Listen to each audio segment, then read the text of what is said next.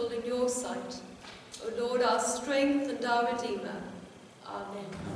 Please be seated.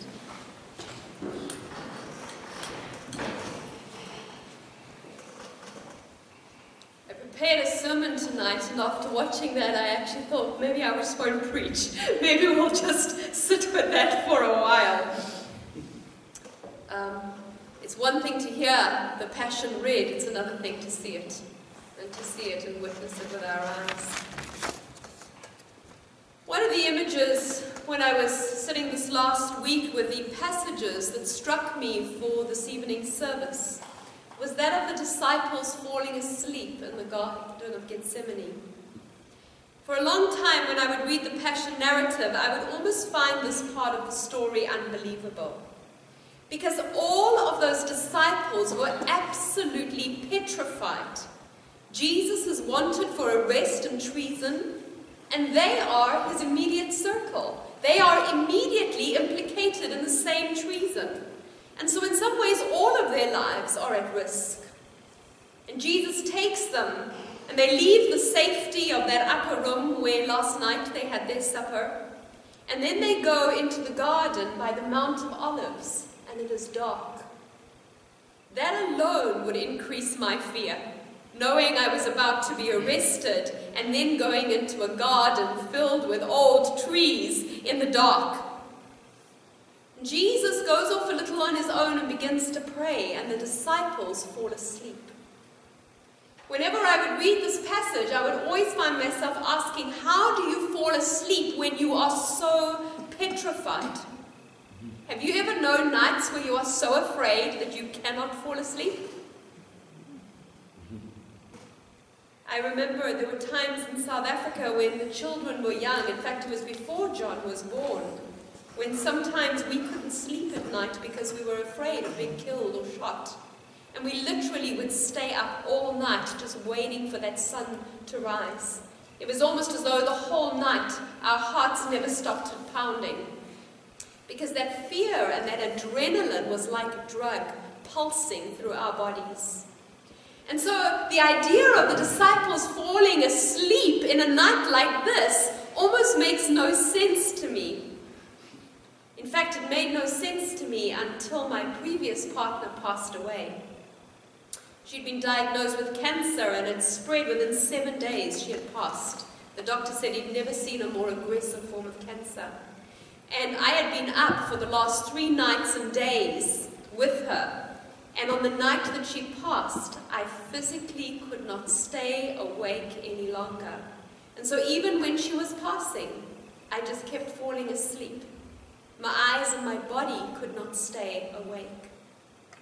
And it was only after that experience that I realized that sometimes after too many nights and days of fear or grief or caring, sometimes the body eventually cuts down and says, I can do no more. And there is nothing you can do to keep awake. And so sometimes we have to remember that this wasn't the first night of fear for the disciples. For them it has been weeks of not knowing when and how they will be arrested and handed over. Who will betray them? And by this night it has become too much, and they can no longer stay awake. But I think their falling asleep has another meaning, a deeper spiritual meaning. Because Jesus throughout the Gospels keeps telling the crowds, stay awake. Do not be like the others who are asleep. Keep watch. You read through the Gospels, you'll see these phrases repeated over and over again. You see, the temptation is not just when we are exhausted to give in to sleep. The real temptation is that sometimes we feel so overwhelmed with the pain and the brokenness and the violence, the anger, the hatred in our world, that our souls literally feel like they can't cope anymore. And so we stop watching, we stop being alert, we stop listening, and sometimes we even stop caring. And instead, we fall asleep to the pain and the suffering of the world around us.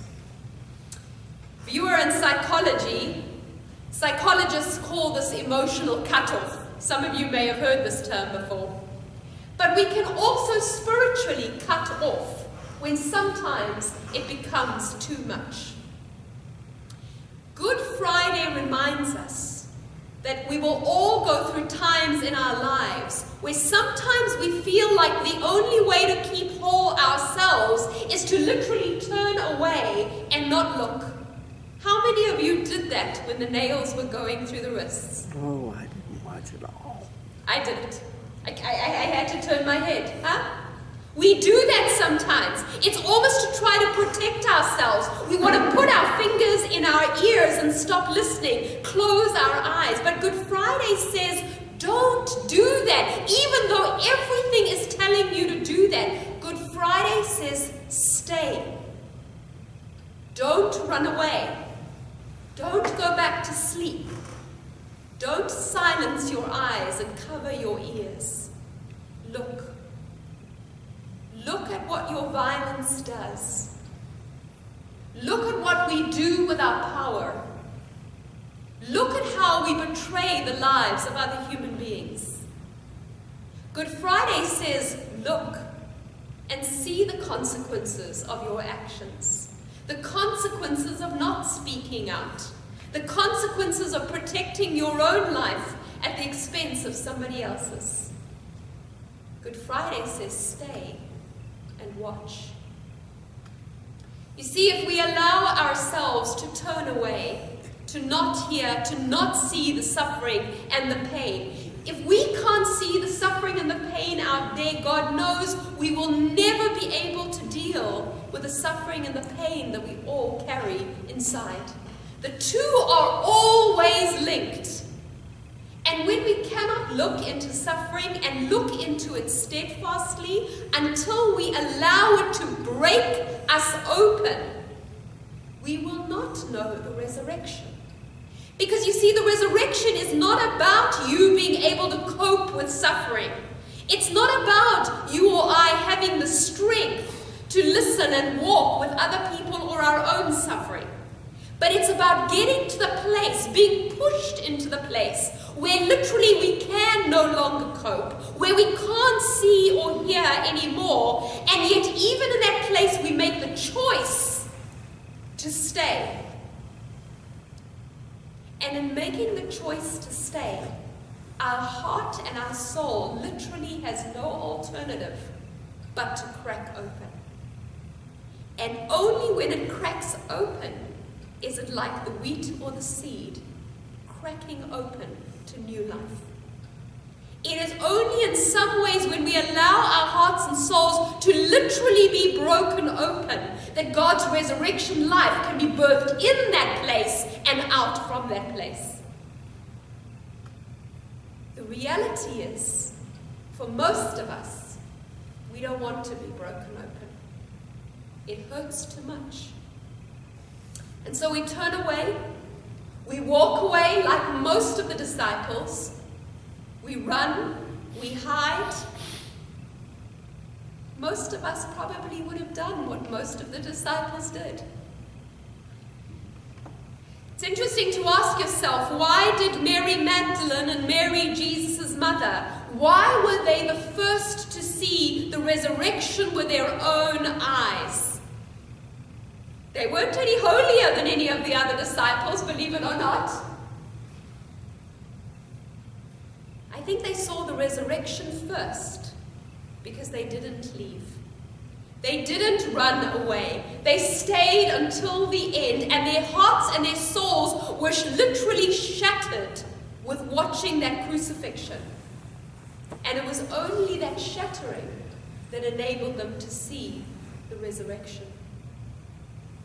And so the question we have to ask ourselves is, where in our lives are we not wanting to see, not wanting to hear, either our pain or the pain of others? Where are we resisting and pushing back at God, not wanting our hearts and our souls to be broken open? Where is your Good Friday asking you to stay and watch and face into bleeding wounds? Because the question for each one of us is, will we stay and face into the hard places, or will we walk away?